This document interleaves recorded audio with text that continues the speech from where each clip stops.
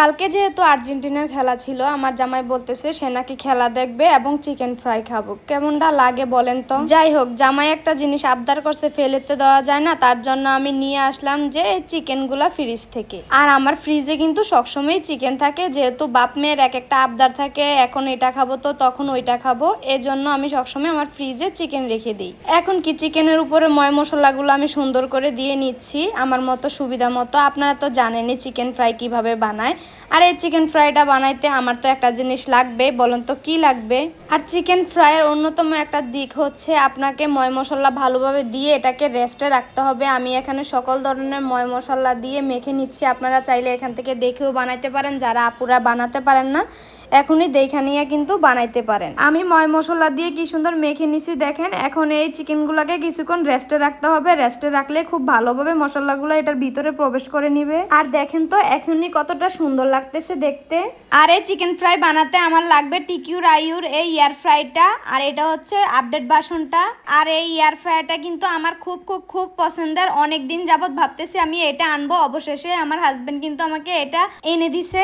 ইস, দেখতে কতটা সুন্দর লাগতেছে তাই না? আর এটার বিশেষ দিক হচ্ছে আপনি কি বানাচ্ছেন এটা ভিতর থেকে আপনি দেখতে পারবেন।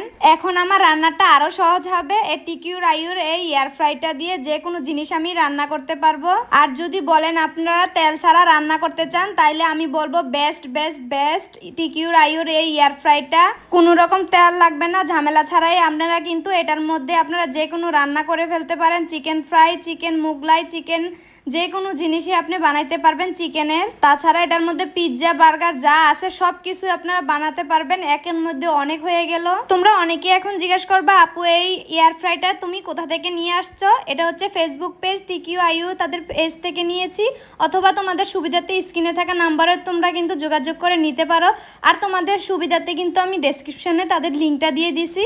আর দেখো কতটা সুন্দরভাবে হইতেছে। ইস, কতটা লোভনীয় লাগতেছে, মনে চাচ্ছে এখনই খেয়ে ফেলি। দেখছেন, বললাম না যে ভিতর থেকে কি হচ্ছে আপনি দেখতে পারবেন। দেখছেন কত সুন্দরভাবে দেখা যাচ্ছে। আমার সোনা পাখিটা অপেক্ষা করতেছে কখন হবে কখন হবে।